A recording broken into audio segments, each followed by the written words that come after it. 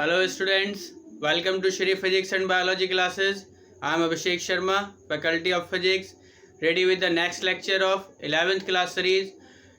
First lecture में हमने chapter 1 complete कर लिया था. आज हम चैप्टर 2 स्टार्ट करेंगे. चैप्टर 2 का नाम है यूनिट्स एंड मेजरमेंट्स. ठीक है, तो यूनिट्स एंड मेजरमेंट नाम से ही समझ में आता है कि हमें क्वांटिटीज़ के मेज़र कैसे करते हैं और उनके लिए क्या यूनिट्स का यूज़ करते हैं उसे पढ़ना है. ठीक है, फर्स्ट लेक्चर का एक अच्छा रेस्पॉन्स मुझे मिला, तो इसलिए मैं सेकंड लेक्चर आपके लिए लेकर आया हूँ. आई होप ये भी आपके लिए यूज़फुल होगा. आप लास्ट तक देखेंगे तो इस लेक्चर में हम डिस्कस करने वाले हैं कि क्या क्वांटिटीज़ होती हैं, किन्हें क्वांटिटीज़ कहते हैं और फिर इनके टाइप्स क्या होते हैं, वो हम थोड़ा पढ़ने वाले हैं और इनके लिए किन यूनिट्स का हम यूज़ करते हैं. तो स्टार्ट करते हैं आज का लेक्चर. सबसे पहले बात करते हैं नीड फॉर मेजरमेंट. मेजरमेंट की ज़रूरत क्या है? एक अच्छा क्वेश्चन है कि आपको मेज़र करने की ज़रूरत क्या है. देखिए, physics is a science of measurement. Physics जो है वो मेजरमेंट का ही साइंस है. आप जितने भी एक्सपेरिमेंट्स इसमें पढ़ते हैं उसमें कुछ ना कुछ आप मेज़र कर रहे हैं. कोई भी आप ऑब्जर्वेशन कर रहे हैं, कोई चीज़ को मेज़र कर रहे हैं. मेजरमेंट की ज़रूरत इसलिए है कि आपको अगर किसी भी फिनोमेना को बताना है,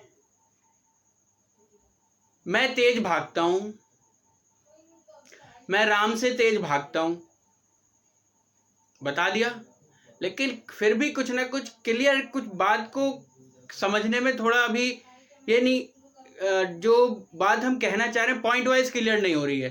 अगर हम ये बोलते हैं कि मैं राम से 10 किलोमीटर प्रति घंटा तेज भागता हूँ, तब कुछ बात समझ में आती है ना. हमें उसके लिए उसकी स्पीड बतानी पड़ेगी कि राम 5 किलोमीटर प्रति घंटा भागता है, मैं 15 किलोमीटर प्रति घंटा भागता हूँ, किलोमीटर पर आवर. ठीक है, तो ये जो डिफरेंस है, आपको कुछ क्वांटिटीज बतानी पड़ेंगी, जैसे 15 किलोमीटर पर आवर यूनिट. तो ये क्वांटिटी और यूनिट, नंबर एंड यूनिट.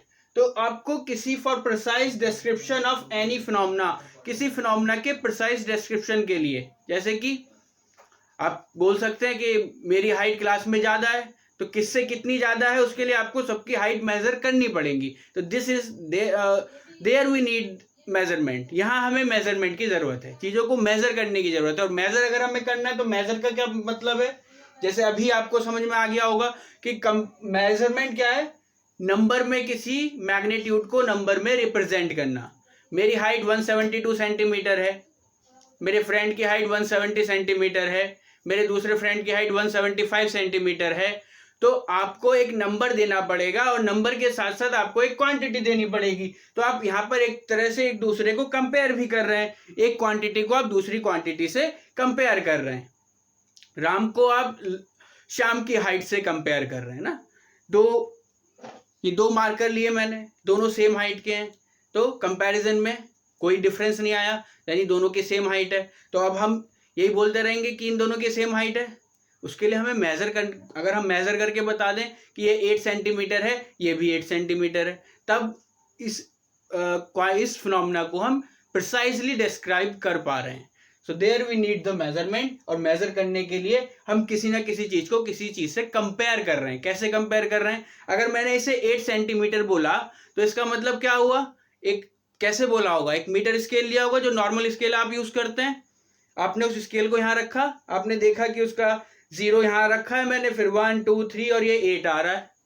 तो उस स्केल पर जो लिखा हुआ है, उस स्केल पर जो मार्क्स बने हैं, उन मार्क्स से आपने इसे कंपेयर किया है. उसे आपने एक स्टैंडर्ड माना है कि उसमें जो एक 1 कॉलम लिखा है, 2 कॉलम लिखा है, वो 1 सेंटीमीटर है. वो आपने स्टैंडर्ड माना हुआ है. ठीक है, उससे आप इसकी कंपैरिजन कर रहे हैं, तब आपको पता चल रहा है कि उसके ये 8 कॉलम्स के बराबर है, यानी कि ये 8 सेंटीमीटर है. So this is how we measure a thing. किसी चीज को हम मेजर करते हैं. ठीक है, लेंथ के एग्जांपल से आपने समझ लिया. नेक्स्ट हम अब बात करते हैं जिस चीज को हम मेजर कर रहे हैं. तो फिजिकल क्वांटिटी क्या है? Physical quantity, anything which can be measured is called physical quantity. कोई भी चीज जिसे आप मेजर कर सकते हैं उसे हम कहते हैं फिजिकल क्वांटिटी. तो अब आपके मन में क्वेश्चन आएगा कि क्या ऐसी क्वांटिटी भी होती हैं जिन्हें हम मेजर नहीं कर सकते? जी, ऐसी क्वांटिटीज भी होती हैं. माँ बेटे से बहुत प्यार करती है. कितना प्यार करती है? Can you measure? वह मेरा बहुत पक्का मित्र है। कितना पक्का मित्र है? How fast? You can't measure ना. Such quantities which we can't measure are non-physical quantities, and which quantities we can measure are called physical quantities. So physical quantity is which can be measured. और measure होगा तो उसमें क्या होगा? This quantity will have a numerical value. इसमें एक numerical value होगी और एक unit होगी, जैसे कि 1 सेंटीमीटर. तो 1 क्या हुआ? numerical value और सेंटीमीटर हुई उसकी यूनिट. तो quantity is equal to n into u, numerical value और यूनिट. लेकिन ऐसा नहीं होता, क्योंकि यूनिट भी बहुत, किसी एक क्वांटिटी को मेजर करने के लिए एक से ज्यादा यूनिट्स का यूज किया जाता है. यूनिट क्या है? पहले आपको यूनिट बताता हूं मैं. यूनिट क्या है? यूनिट है the arbitrary chosen standard of measurement of a quantity.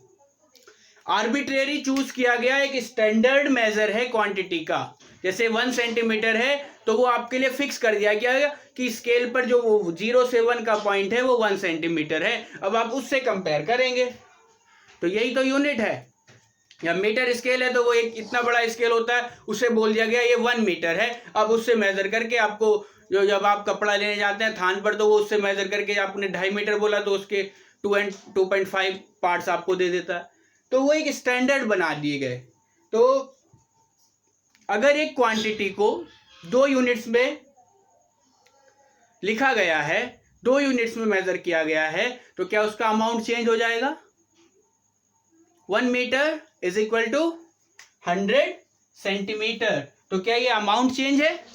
नहीं, केवल मैग्नीट्यूड चेंज है. यहां 1 है, यहां 100 है.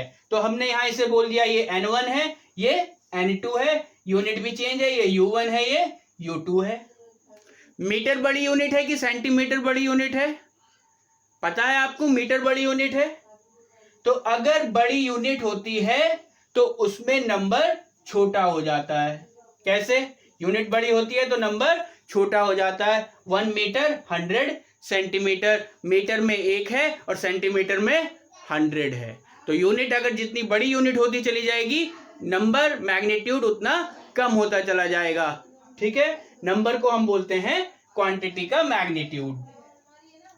अब हम बात करते हैं, क्वांटिटी 2 टाइप की है, फंडामेंटल क्वांटिटी या बेस क्वांटिटी जिसे हम कहते हैं, और डिराइव्ड क्वांटिटीज. 9th क्लास में आपने स्केलर और वेक्टर पढ़े होंगे, वो भी हम पढ़ेंगे, वो नेक्स्ट चैप्टर में हम थोड़ा डिटेल में पढ़ेंगे. यहाँ हम अभी क्वांटिटीज को 2 पार्ट्स में डिवाइड कर रहे हैं, फंडामेंटल क्वांटिटीज और डिराइव्ड क्वांटिटीज. फंडामेंटल नाम से ही समझ में आता है, जो बिल्कुल बेस है किसी चीज का. इनकी डेफिनेशन पहले पढ़ते हैं. इंडिपेंडेंट है ये. They can't be expressed in the form of other quantities. इन्हें अदर क्वांटिटीज की फॉर्म में एक्सप्रेस नहीं किया जा सकता. ये अपने आप में इंडिपेंडेंट हैं. जैसे आपको अभी मैं बात कर रहा था कि आपको अपनी हाइट और दूसरे फ्रेंड की हाइट कंपेयर करनी थी, तो आपने उसे नाम दिया कि इसे हम क्या बोलेंगे? हाइट बोलेंगे या लेंथ बोलेंगे. उसे आप ये तो नहीं कह रहे, उसे आप कुछ और तो नहीं बोल सकते ना, किसी और टर्म में तो नहीं कह सकते, लेंथ ही आप उसे कहेंगे. दूसरा, राम का वेट श्याम के वेट से ज्यादा है, तो आपको वहां उसे नाम देना पड़ा कि राम में मास ज्यादा है, श्याम में मास कम है. तो वो मास आपको एक क्वांटिटी बनानी पड़ी. वो क्वांटिटी किसी और क्वांटिटी की फॉर्म में एक्सप्रेस नहीं हो सकती. तो ऐसी क्वांटिटी जो, या टाइम के लिए अगर बात करें, पहले जो टाइम मेजर करते थे कि भाई आज सन निकला, फिर कल सन निकला, तो इतने ड्यूरेशन को, इस ड्यूरेशन को हमने क्या बोला? टाइम बोला. ये 24 आवर्स, 1 डे हमने इसे बोला. तो वो एक टाइम हुआ. एक इवेंट के दूसरे इवेंट के होने के बीच के गैप को, बीच के ड्यूरेशन को हमने एक क्वांटिटी का नाम दिया टाइम. ऐसे ही 7 ये क्वांटिटीज हैं जो फंडामेंटल क्वांटिटीज हैं फिजिक्स में. बाकी सारी क्वांटिटीज जो हैं वो डिराइव्ड क्वांटिटीज हैं. डिराइव्ड क्वांटिटीज मतलब they can be expressed with the help of base quantities और फंडामेंटल क्वांटिटीज. ये जो डिराइव्ड क्वांटिटीज हैं वो फंडामेंटल या बेस क्वांटिटीज की फॉर्म में एक्सप्रेस की जा सकती हैं. ठीक है, तो अब हम देखते हैं कि फंडामेंटल क्वांटिटीज कौन सी हैं और उनकी यूनिट्स कौन सी हैं.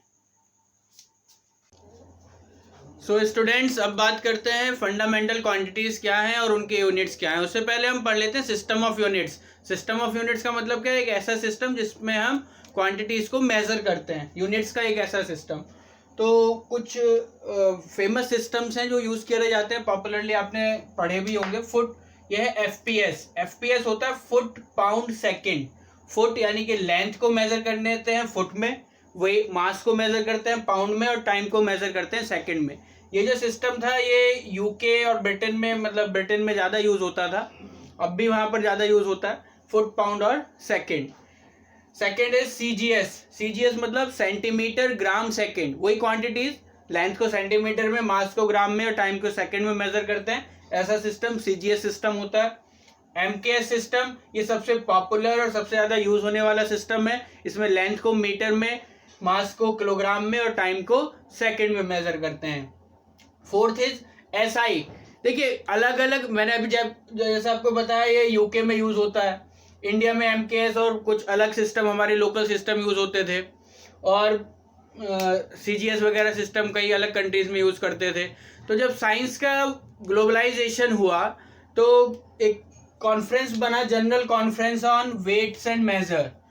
क्वांटिटीज को वहीं पर, ये फंडामेंटल क्वांटिटीज, ड्राइव क्वांटिटी, सब वहीं पर डिसाइड की गई, इन्हें फिक्स किया गया। तो इस कॉन्फ्रेंस ने यूनिट्स के लिए भी एक ऐसा एक वर्ल्ड वाइड एक्सेप्टेड सिस्टम बनाने की कोशिश की जो सब में ग्लोबली एक्सेप्टेड हो जाए और सब उसका यूज कर सके, जिससे ये आसान हो। अब एक कंट्री से दूसरी कंट्री जाए आदमी और वहाँ पे फिर उसे बिजनेस करना है या कुछ भी काम करना है, तो फिर इसे सिस्टम ऑफ यूनिट्स में फ़र्क आएगा तो उसे प्रॉब्लम होगी। तो ऐसी प्रॉब्लम्स को ओवरकम करने के लिए एक internationally accepted system of units बनाया गया, जिसे एसआई सिस्टम कहते हैं। सिस्टम इंटरनेशनल का ये शॉर्ट एब्रीविएशन है, 1971 में बना था। इससे पहले सब अपना अपना अलग अलग सिस्टम यूज करते थे।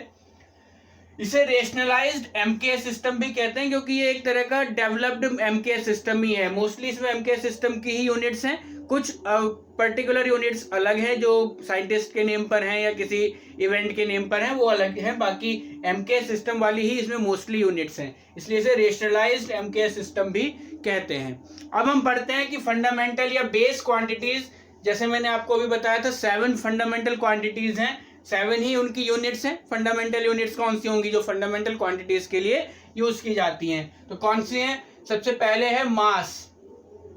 दो बॉडीज में कौन हैवी है ये पता करने के लिए, कंपैरिजन करने के लिए जिस क्वांटिटी का हम यूज करते हैं वो होता है मास। इसकी यूनिट है किलोग्राम, शॉर्ट में इसे लिखते हैं केजी। अच्छा, यूनिट के बारे में मैं आपको एक और रूल बताना चाहूँगा कि ये रूल इंटरनेशनली ये भी बनाया गया था कि जो यूनिट्स हैं वो कोई भी यूनिट कैपिटल लेटर से स्टार्ट नहीं की जाएगी। जैसे किलोग्राम है तो इसका के स्मॉल ही होगा, मीटर है एम स्मॉल होगा। जो भी क्वांटिटी है, चाहे इवन वो साइंटिस्ट के नाम पर भी है, जैसे करंट में यहाँ पर एम्पियर है तो ये स्मॉल ए से ही स्टार्ट होगा। हाँ, एब्रीविएशन इनके जो शॉर्ट में सिंबल हैं वो कैपिटल हो सकते हैं, जैसे एम्पियर का ए है ये कैपिटल है, केल्विन का के है ये कैपिटल है, न्यूटन का एन है वो कैपिटल है। लेकिन जो यूनिट लिखी जाएंगी वो शॉर्ट से ही, स्मॉल लेटर से ही लिखी जाएंगी, उनमें कैपिटल लेटर का यूज नहीं होगा। इस रूल को आपको ध्यान रखना है।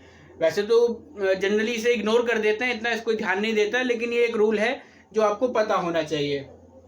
तो थर्ड यूनिट है टाइम, इसके लिए यूनिट होती है सेकेंड। करंट है, क्वांटिटी, फोर्थ क्वांटिटी है करंट, इलेक्ट्रिक करंट, इसकी यूनिट होती है एम्पियर। अब आप बोलेंगे अगर आपने 10th क्लास में करंट पढ़ा होगा तो करंट तो चार्ज का फ्लो होना है, तो चार्ज उसका बेसिक चीज हुआ, चार्ज को क्यों नहीं फंडामेंटल बनाया गया, करंट को क्यों बनाया गया?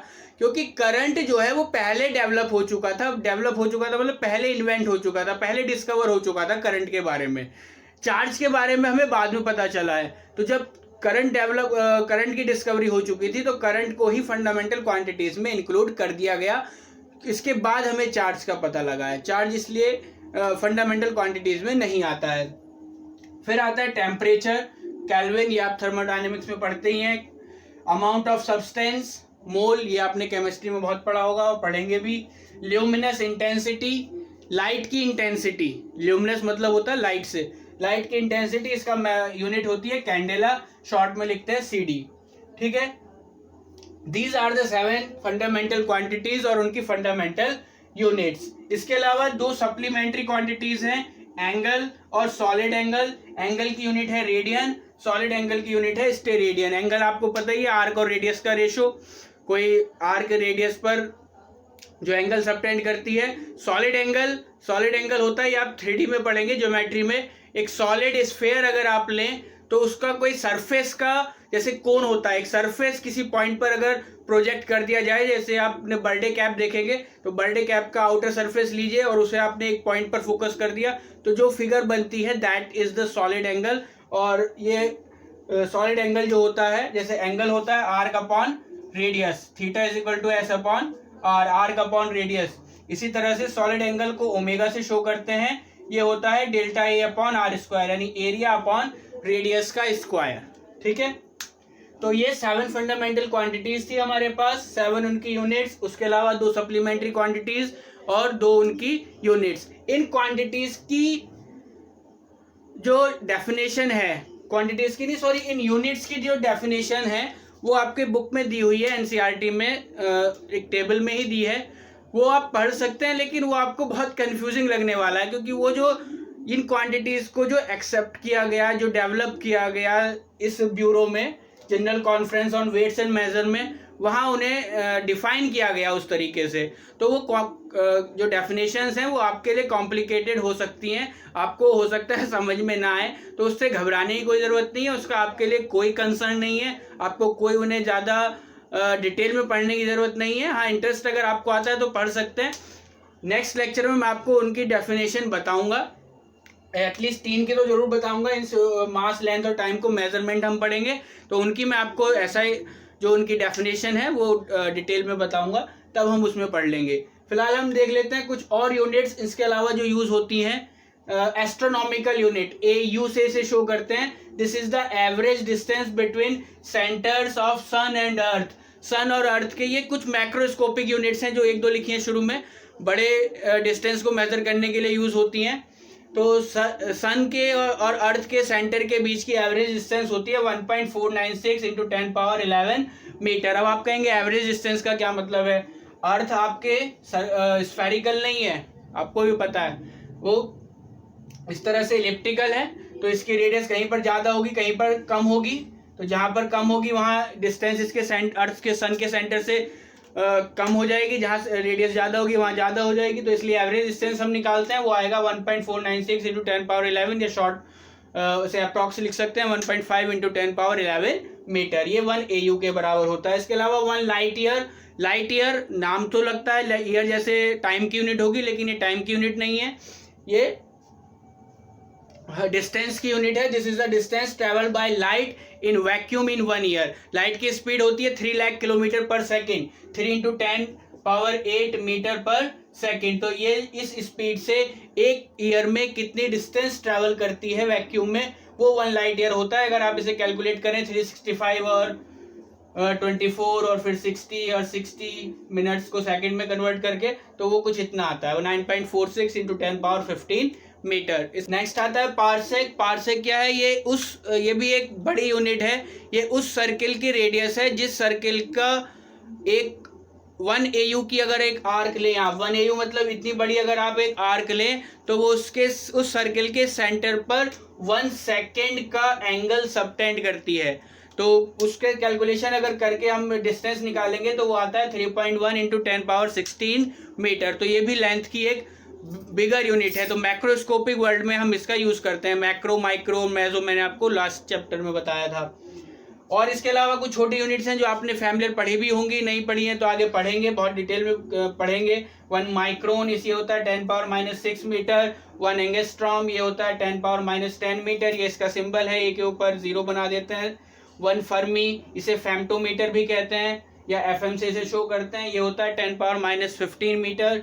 इसके अलावा 1 बार्न, ये सब लेंथ्स की यूनिट है। 1 बार्न ये एरिया की यूनिट है, स्मॉलेस्ट यूनिट कह सकते हैं आप इसे, स्मॉलर यूनिट है एरिया की, 10 power -28 metre square. CSL, Chandrasekhar limit, ये कभी कभी क्वेश्चन पूछा गया है।